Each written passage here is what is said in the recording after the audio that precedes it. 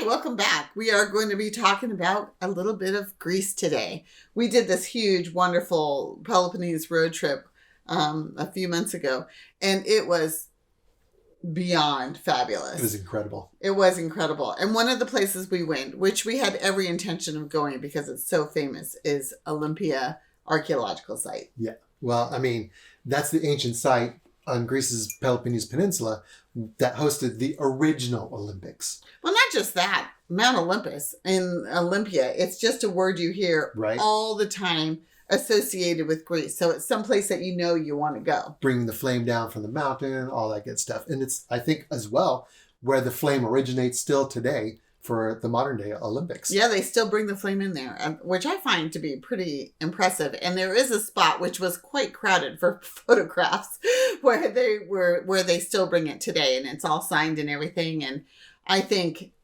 the day that we were there, which was quite busy, I mean, I may have watched 50 people get their photo taken there. It was that popular. Pretty popular.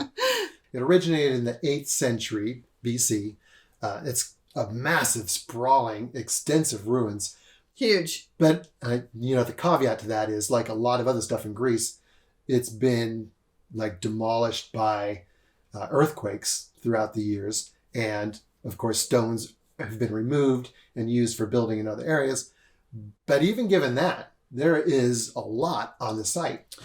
Well, what was interesting is when we first arrived, and we were on a road trip, so we had our own car, and there was plenty of parking. And then you go in and you go through the entrance booth.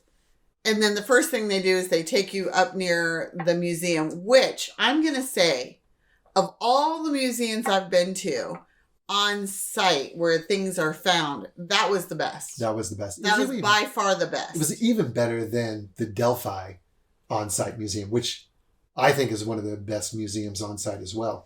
But as far as the number of... It was huge.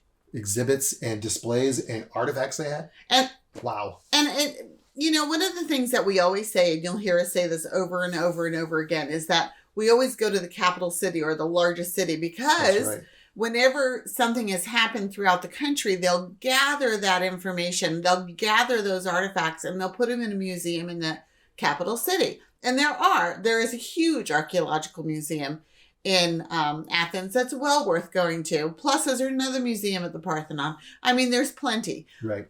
But what typically happens then is you're walking around this museum and, oh, that's from Olympia. Oh, yeah. I wish I'd seen it in Olympia. Well, guess what?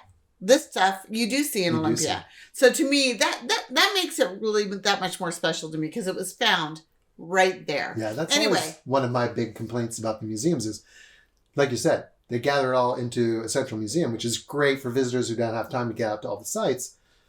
But they never really do a good job inside those museums of explaining the site.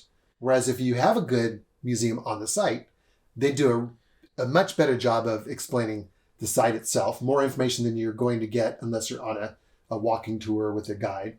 And like in this case with the votives and things like that, where the artifacts were found on site and what they were used for and all that information. So, that was pretty cool. I think personally makes a difference for me. Anyway, so you walk in and you see the museum. And at first we were like, well, we'll wait for the museum till the end. And then we quickly switched our brains around because we realized that it was another, a kilometer? Yes. Still to walk to the site. So we were like, well, let's go to the museum. It was already getting crowded. It was mid-May.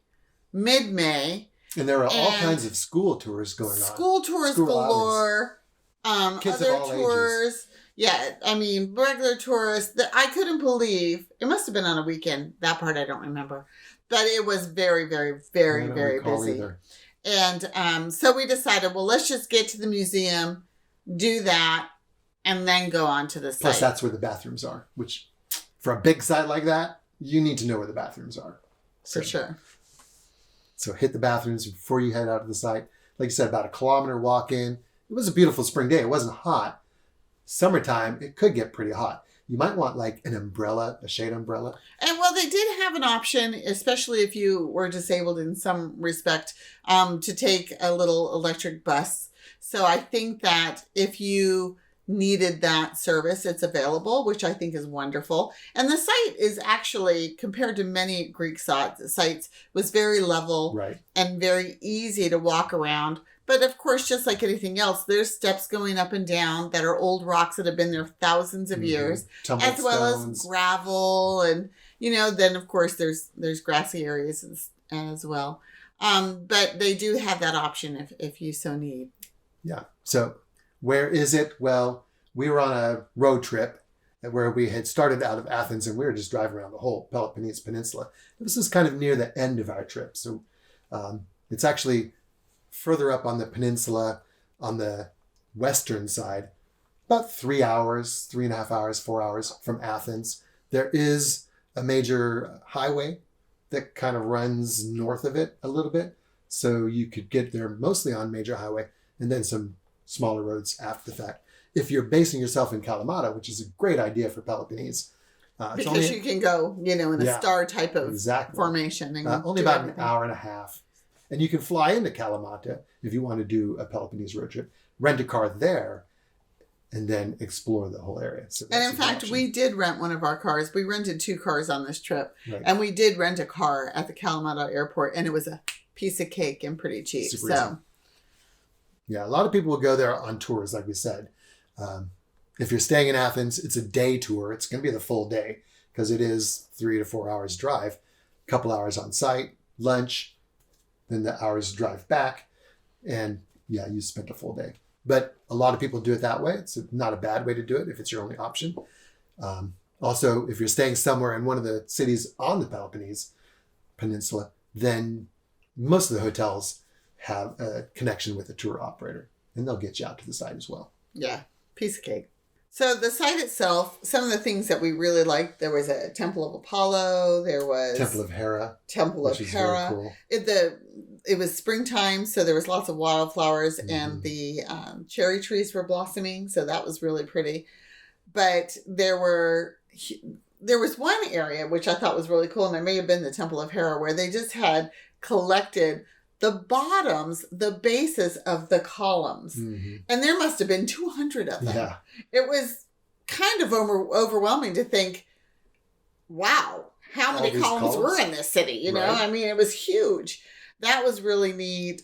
Of course, we always look for the cats that are there, and there were some really cute cats that are laying and posing for you on the columns. We also talked to the docents. I guess they're not really docents because they're not docents. They're not guards. They're kind of like guards. The site protectors. Site protectors. That's what we're going to call them. Yeah, and they just kind of sit around and pay attention to who's doing what. You don't really know that they're anybody official because unless you look closely. Well, they have a lanyard. They usually have a lanyard and a whistle. So, and a whistle. That's the important thing. If you hear a whistle blowing when you're on a Greek site, look around, make sure, first of all, that's not you that they're blowing. Exactly. Yeah. No jumping, no trotting on things. No climbing on the stones. No wearing heels, there's lots of little rules. They're not bad rules. They're good rules, actually. But they are very serious about it. And I personally appreciate that because I've been to a lot of World Heritage sites, and some of them are getting ruined more and more day by day because the host country isn't taking care of them. So I was very impressed with the docents.